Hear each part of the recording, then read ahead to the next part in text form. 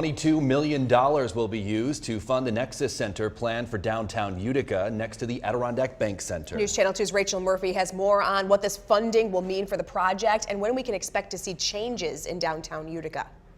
It's been in the works for almost 2 years. Understand the vision and understand what really can be done. That vision is the Nexus Center, and it's moving even closer to becoming a reality.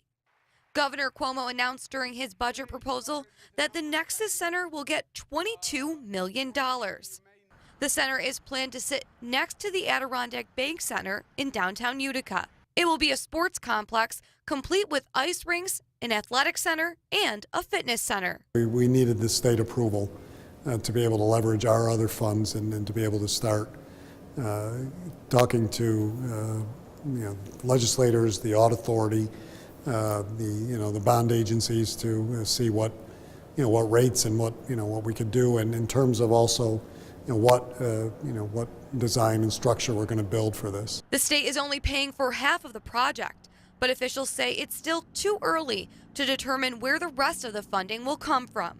We are in the process of determining the area of funding stream that'll pay that, because obviously it's going to be bonded for. And the issue is paying the debt service. How much of what, when Nexus opens, can assume some of that debt service as revenue that comes in? How much are we going to seek from other sources? Over the next several days, we'll have a more detailed announcement on how we're going to put the whole project together. Once construction is complete to the Nexus Center, it's expected to bring in hundreds of thousands of people to our area. I think in year one, we probably hit a halfway mark of maybe 150 to 180,000. By year two, we'd like to fully be operational, where you're running around 325,000, somewhere in that neighborhood, through the doors, which I think is very doable. The goal is to have the Nexus Center up and running by 2020. Reporting in Utica, Rachel Murphy, News Channel 2.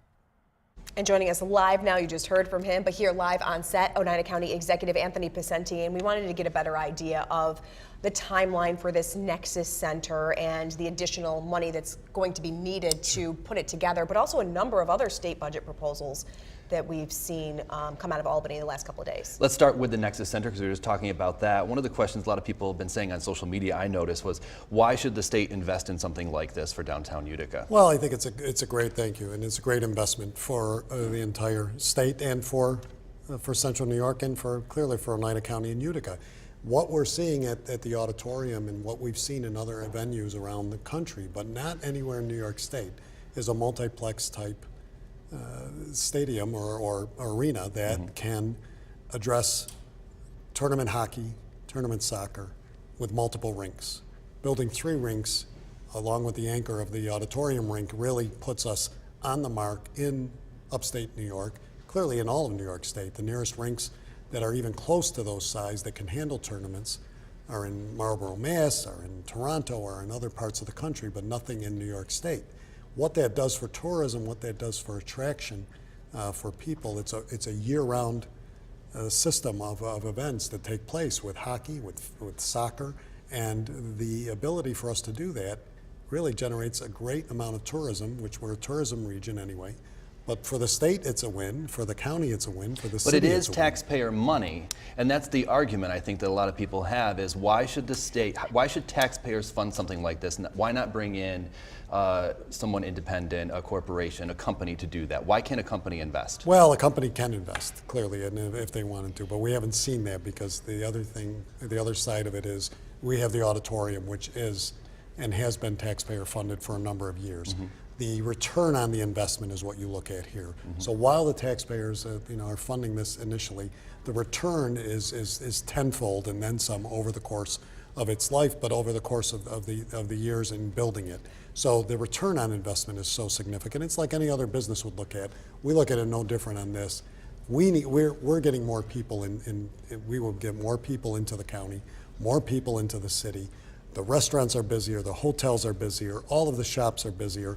Everything grows, and it grows around that, and that's what grows our community. This is covering half the cost, though. It is. So where is the rest of the money We're coming going to talk from? about that over the next couple of weeks. We're going to, over the next several days, we'll outline a plan that'll put forth the local share of funding and how we Not propose having that plan in place, will that impact the timeline for when it could be built? No, because we've been working on it. It's a matter of putting all of those ducks in a row and really just explaining it to the people of the community. I think one of the things that most local lawmakers said about the state of the state was that it is a very progressive plan the governor is putting forth. It is. Let's talk about voting.